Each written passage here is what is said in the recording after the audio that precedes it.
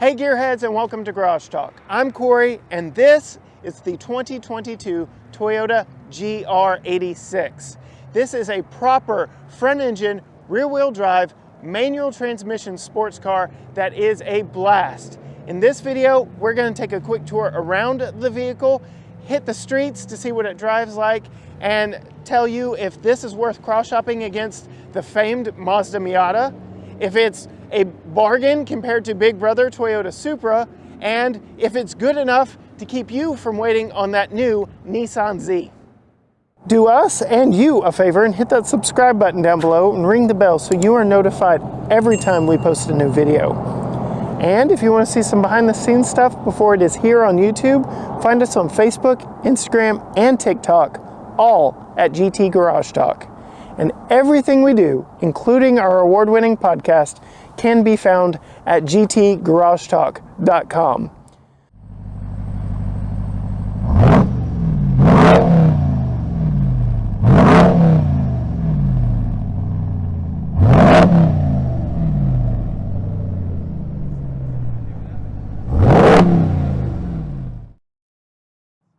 All right, gearheads, we've got a little fun game of fake or functional with the 2022 Toyota GR86. Starting up front, we have the grille. Many manufacturers are going with these ginormous grills, most of which are not functional. This actually is for a majority of what you see. And then, yeah, it becomes solid plastic up here. I won't knock them for that. Moving around the side, you have a functional air curtain vent right here. Air goes in, come around here, air comes out and around the wheel well to help with aerodynamics and handling up front. Keep coming around and you actually have an inlet right here at the back of the front wheel well, and this giant vent helps extrude that air and get it around the car and direct it right here along this very functional, aerodynamically tuned and sculpted body line to point air up over the back of the car, because this is a proper rear wheel drive sports car, so that adds to downforce. As the air comes up and over, you've got a little bit of aerodynamics here, again helping with that downforce. Air coming up over this functional duckbill spoiler, and yes, you even have vortex generators on the taillights. On the taillights, what? Back here at the back, you have real, honest, proper dual exhaust. These aren't fake tips. They're attached to the exhaust system. And yes, the exhaust gases come straight out the back. Fully functional there. And then, last but not least, you do have a diffuser for, again, more aerodynamics, helping pull the air out from under the car and helping keep this thing planted. Kudos to the team at Toyota for making pretty much everything you see on this car extremely functional. All right, so what makes this 2022 GR86 so special? That starts up front here under the hood. This is a joint venture with our friends over at Subaru. This is a Subaru-derived 2.4 liter boxer 4-cylinder. Power is up over 20 horsepower. Torque is up over 20 horsepower out from the outgoing 2-liter boxer 4. It is naturally aspirated. It has 288 horsepower.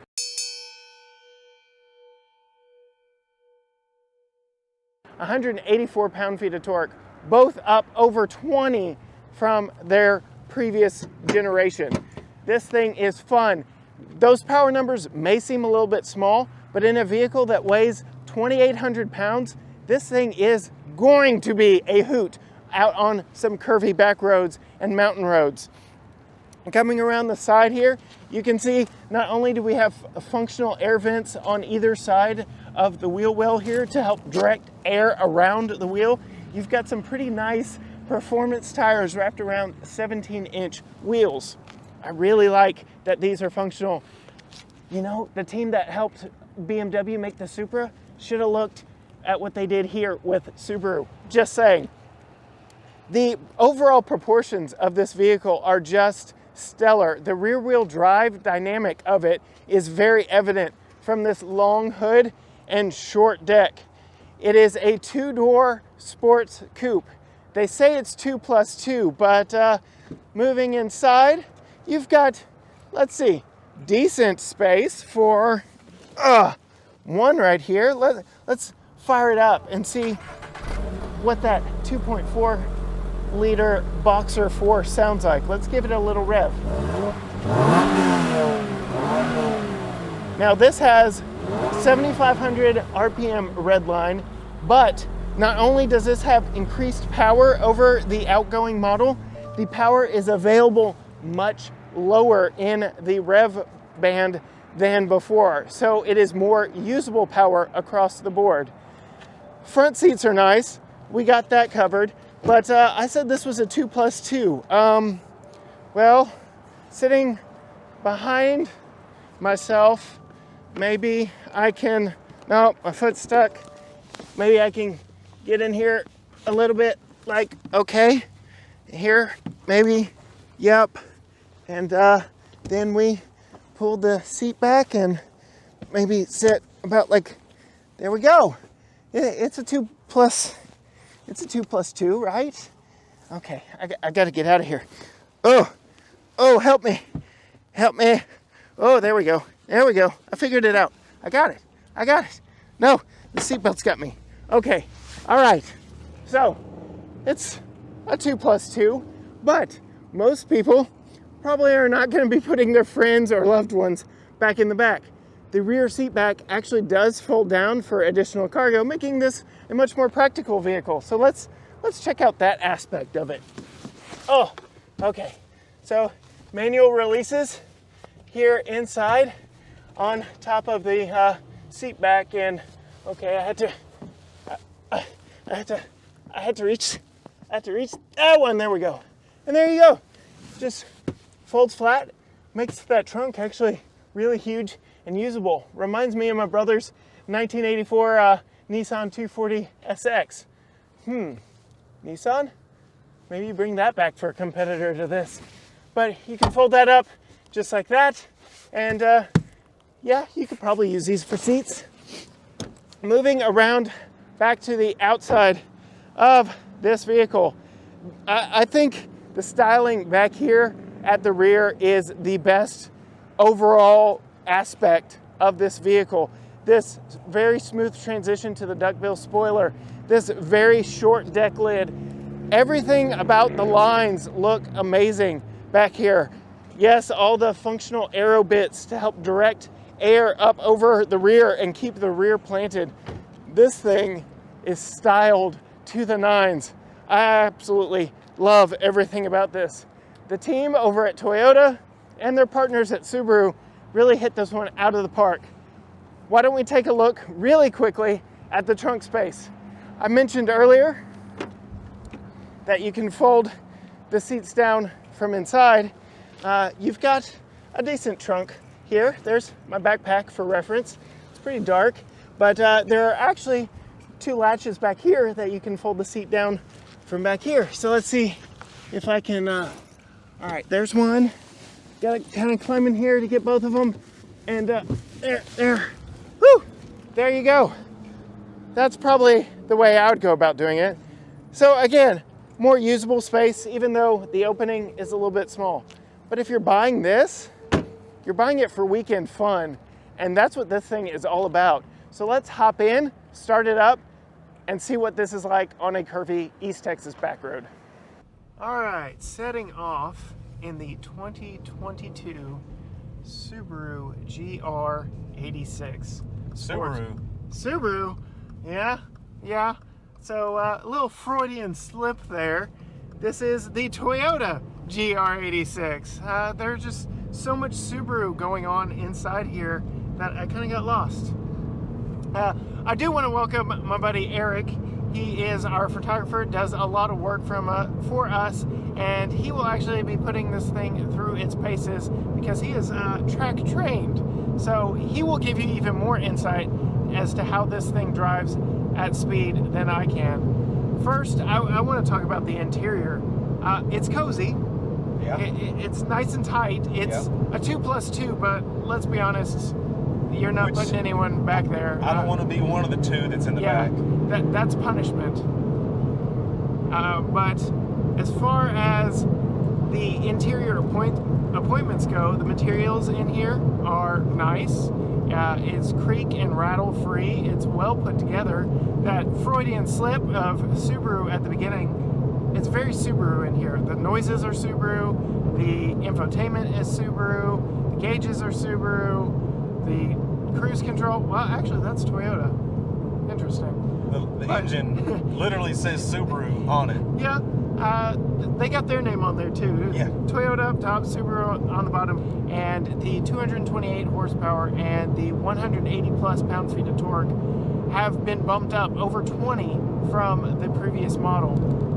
And the power is available much lower in the rev range, so it's more usable power. You don't have to rag it out and find that red line just to be able to go. It will let you. Yeah, it will let you, but max torque is available down low at 3,600 RPM, so it's much more usable and fun and friendly. I'm supposed to be talking interior, dual zone climate, which you joked, it's so cozy in here. That's like setting a different temperature for each arm. Yeah, You're just so close. I don't know why you would. Infotainment is okay, it's Subaru. You've got a full digital gauge cluster that when you put it in track mode, changes to a much more race-inspired, and it even gives you a bright red flash when you need to shift because you hit the rev limiter. But even not in track mode, you have a lateral G meter, tell you exactly how you're fighting those corners. All that said, we are on a pretty loud, noisy, paved, textured road, and there's a little bit of road noise in here, but that's because it's small, it's light, and you're really connected with the road. The aerodynamics on this, we did the faker functional, work very well. This thing is stuck to the road. I'm sure something you're going to talk about a whole lot more when you get behind the wheel. And I'm noticing that you're able to pay attention and narrate really well, even though you're driving the speed limit around these corners. Exactly. Yeah. And I don't feel frightened at all in the driver's seat. That it's very well composed. Like you were saying earlier, everything you touch is nice. They cut some corners where it makes sense. You're looking for a sports car in this price bracket. You want the money spent making the driver's seat enjoyable. Oh. They did it. I mean, that corner, it's so much the bolstering fun. is good. So yes, these seats hold you in quite well. They remind me of a Honda Civic Type R or SI. They're not overly intrusive, but they hold you in place very nicely. And then we've got to talk about this. Proper 6-speed manual, 3 pedals. This is the one you want because not only is it more fun, it's faster, which is kind of rare these days with 8-10 speed transmissions, dual clutches, all that stuff. They actually reduced the 0 to 60 time from the previous gen to this one because, again, more usable power band. Yes. So very much so. Once you get into that power band, even though it's only 6 gears, once you're in it and you get it up to RPM, even when you shift, that power band is so wide you never come out of it. And I do believe it's something like 7.1 seconds for this 0 to 60. And I'll read off my cheat sheet while you're driving. Okay. And I really like it. Push button start. That's this very cool racy kazoo racing. Push button start. And yeah, my goodness. Aside from the fact that Toyota had to go out to partners to make this a sports car, and the Supra with BMW, another sports car, aside from that, there's a lot to love about this vehicle, and I could see owning it for a fun weekend car. And yeah, oh, by the way, if you buy one of these, you get a year membership to NASA, which we'll talk about that more when you're behind the wheel. They put this thing in space? Same driving position. Yeah, I don't think you even moved it, did you? No, I didn't. All right, I'm gonna get out my handy dandy cheat sheet because I made some notes that I wanted to be sure to let the good gearheads know on this one. So the 2.4 flat 4 boxer engine has more linear acceleration. We've already seen that. 0 to 60 times have dropped from 7 seconds, which is what I said, to 6.1 seconds in this one. So nearly a full second drop in 0 to 60 time. Year over year with the similar platform, similar price is an Yeah. enormous jump. Now, I had mentioned the automatic being slower. It used to be 8 seconds 0 to 60, now it's 6.6. So half a second slower to 60 than the manual. So yeah, this is definitely the more fun one to drive. You've got track and normal driving modes in this, which track mode, like I said, not only makes the gauges more racy, turns off traction control for a little more fun. Nice. Let's see. The weight on this, it only weighs 2,800-ish pounds. So while those power numbers are low, that 0 to 60 time, 6.1 seconds, is surprising given those low numbers because it's lightweight. And again, the aerodynamics on this help keep it planted and help keep that power down to the road. Yeah, and the lighter, the better for the corners as well.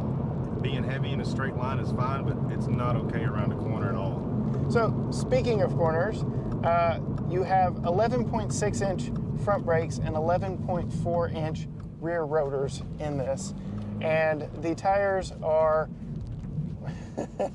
Hold on. Yeah, the tires are Michelin sport tires, which I don't think they are on this one. Yeah. These have premises, which Yeah. are like a mild sport, but they're not too loud. And then if you get the Premier package, you get 18-inch wheels and more sport performance tires.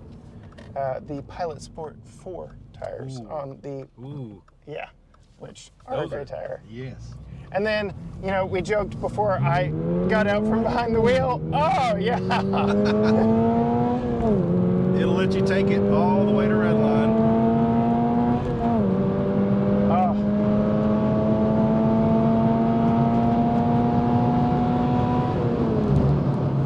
Hold your phone. Yeah, this thing is fun. And, you know, we're here on the twisty back roads in East Texas, and I can't get out. We're here on the twisty back roads of East Texas. Grab your old crap handle. Yeah. Oh, I love door. this.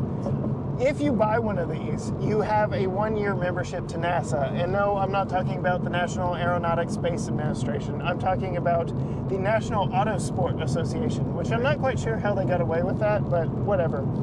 As part of this membership, owners will get a host of benefits, including 1 free high-performance driving event. So they will actually teach you the proper way to drive this car. Nice. And then, you know, what you do on the twisties is up Which to I you. highly recommend if anyone is going to actually drive spiritedly, not even very hard on public roads. You need to understand your car. The Because dynamics. If you're pushing it and something goes wrong, you need to know how to handle it. Otherwise, you'll end up in the ditch. In a tree. In a tree, on a tree, separated from the vehicle. Yeah, you need to understand your car in and out. Right. The best way to do it is go to a track where you can safely really push it to the limits, let the car talk to you, get a feel for what it feels like at the very edge. In a safe, controlled environment. Yes, and that will give you a leg up. Even evasive driving, you know, someone pulls out and blows a stop sign, you're just evading them. That's going to give you a fighting chance to not end up in a crash. Yeah.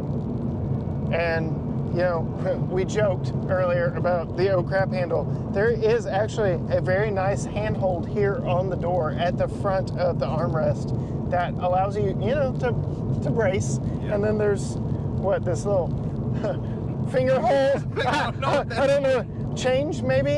If you know what this is for, let us know. The only thing I can think of is quarters for a toll booth, maybe. I don't know, wasted space. But there is actually a cup holder right here in the door for me, for you as well. Yes. And then the center console is actually cup holders as well. So 4 cup holders in this thing. Yeah, just put your phone in your pocket. Yeah, and then you've got your auxiliary input and 2 USB-A's in here as well. So if you're plugging your phone up for audio, that's where you're going to want to be. We'll give these guys some space. Yeah, and we can test out that 0 to 60 a little more accurately. Yeah, we'll go to 60. Yeah. Okay, so I do not have it in track mode. The reason is I'm not comfortable enough with this car to fully take off all the nannies. I don't want to get it sideways. I don't own this car, Yeah, so I don't want to crash it. Very much want to give it back to our friends at Classic Toyota. But we're going to get a little bit more of a feel. We had a taste of it earlier. Oh boy, oh boy. Yeah! Oh! The power band is so flat, no turbo lag.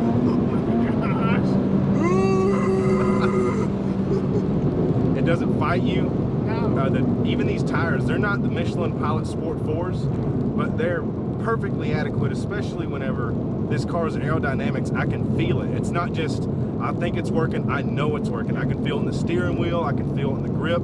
As you speed up, your traction gets better because it's pressing you down to the road. You will have a limit, you will eventually break traction, but it's not frightening. I'm used to, you know, tire rollover, Yeah. or it starts talking to you and screaming at you, begging for mercy.